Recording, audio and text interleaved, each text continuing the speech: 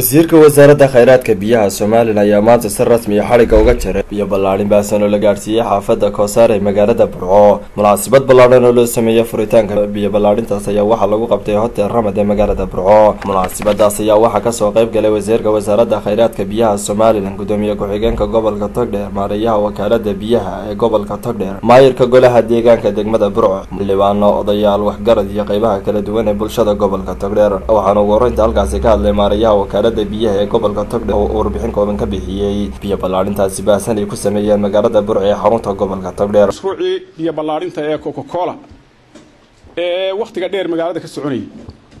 Mashruucaas bishii koobaad ee sanadkii tagay sagaalkeedii magaalada ka bilaabmay.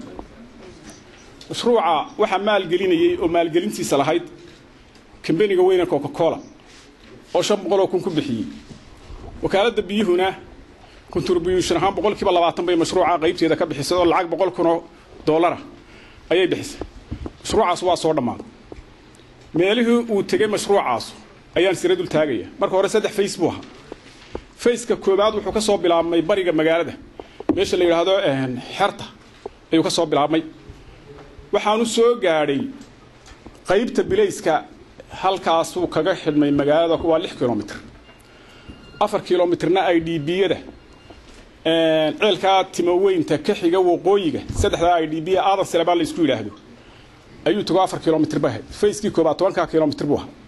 Facekii labaadna 5 kilomitir buu ahaayo wuxuu ahaa galbeedka magaalada Xabaasha Maxamed Cali ee galbeedka magaalada ku taala 3 kilomitirna halkaas ahayn labada ceel ee boqoleeyayaalna 2 kilomitir bay ahayd. Facekii labaadna halkaas ku dhamaaday.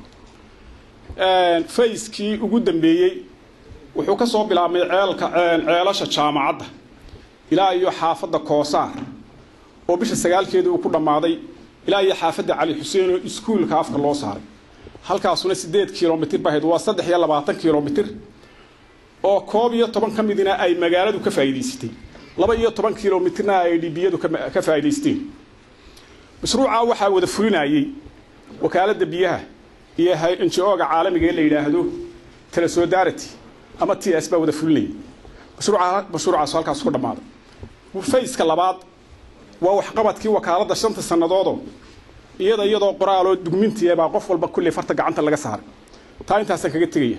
mashruucaas sidaas ku soo gabagabay. gaar waxaan u sii tilmaamaynaa maayirka magaalada iyo maayir ku-xigeenkii hore magaalada oo aan habeen iyo maalin ka saaxanin mashruucaas u hirgalo.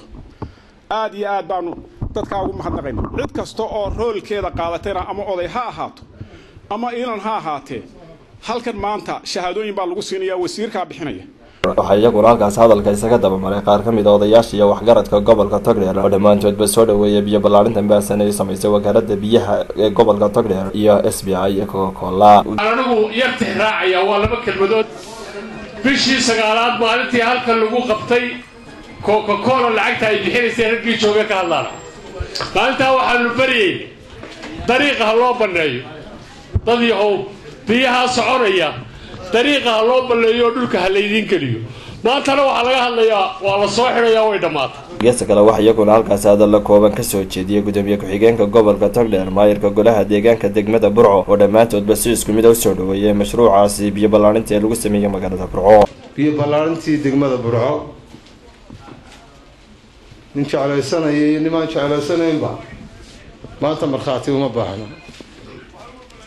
horena waan uga sheegnay golayaashii maxfalada la isugu yimaado labadan inay maanta meesha jooga wax u dhaama oo ka horeeyay iyo wax u dhaama oo rajaynayno ka dambeeyo ilaahay baa ogey waan ku rajaynaynaa kuwii ugu wanaagsanayay. gabadhii waxa munaasabada soo afmeeray wasiirka wasaaradda khayraadka biyaha Soomaaliland oo u hambaliyay mas'uuliyiinta wakaaladda biyaha iyo mas'uuliyiinta SBI Coca-Cola oo hirgelisay mashruucaasi biyo ballaarinta ee lagu sameeyay magaalada Burco. oo biyaha laga haqabeelay iyadana runtii ka taagan magaalooyinka waaweyn ee dalka badiba biyuhu way ku jiraan wax kasta ka dhinaadeen meesha la yaalaa saxanood mooyaane oo iyadu totally biyala oo wax biyo u shaqeeya aanay jirin booyadaha baraagaha ka laga soo dhaamiyo waxaasay ku cabaan. marka dadka waa ugu nasiib badan tihiin magaaladii dhexe caasimadii labaadna waa tihiin annaguna dadaalka halkaasaanu ka wadaynaa idinkuna dadaalka wada ومحمد علي أحمد كابه وراك تلفزيون كعالمي Somali News مقالة برعو.